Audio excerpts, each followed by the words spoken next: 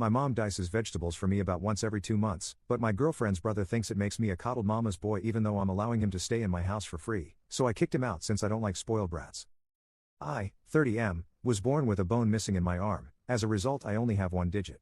If that wasn't enough, it was in a fixed position with my digit up by my shoulder and the ligament and tendons didn't really develop so I can't straighten my arm. My parents were great at making sure I would be independent and able to live by myself. Some things I physically can't do, like tie shoelaces. For the most part I can cut anything by myself, but I struggle with doing fine dices.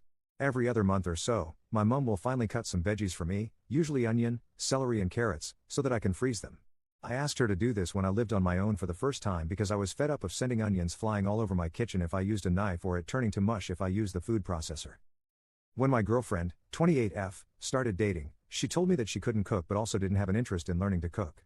I said this was fine because I like to cook, so when she moved in I became the de facto cook.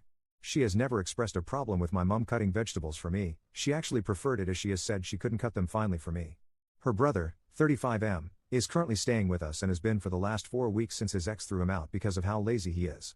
He doesn't have a job, I don't think he has for the 3 years I've been with GF, nor is he looking for one, he also doesn't help around the house. We were his last resort because no one else would take him in, not even their parents. My mum came over yesterday with the freezer bags of diced veggies for me. Bill was annoyed when he saw my mum with the veggies because that morning GF and I had spoken to him about not being so lazy and get a job because he's an adult and needs to stop relying on people like a child, GF's words not mine. He was annoyed because he saw me as being a hypocrite because I was getting my mum to cut things for me like a child. After my mum left he accused her of mollycoddling me and treating me like I'm incompetent. For me this was a cross line because this is something I physically can't do and my mum is just being helpful. I told Bill that I wanted him to leave and that he was no longer welcome in my home. GF moved in with me to my house. GF was upset that I asked her brother to leave as I made a decision without her input and left with him. Since Bill and GF left, I have texts off him and their family accusing me of being a mummy's boy, telling me I need to cut the apron strings and cut my own vegetables like an adult. GF hasn't answered my texts. Am I a jerk for telling my Bill to leave? Update. So, GF, well, ex-GF, came around this afternoon to collect her belongings. It was very anticlimactic but I'm not upset that she's gone because she's shown me her true colors. Though she had blamed me for it all and not apologized for her or her brother's actions. She had written a post on her FB on Saturday night basically bad-mouthing me, calling me all sorts of names and said that I was a mummy's boy and refused to cut the apron strings. I didn't see it, I don't have FB but my sister, 28F, did and she screenshot it and sent it to me.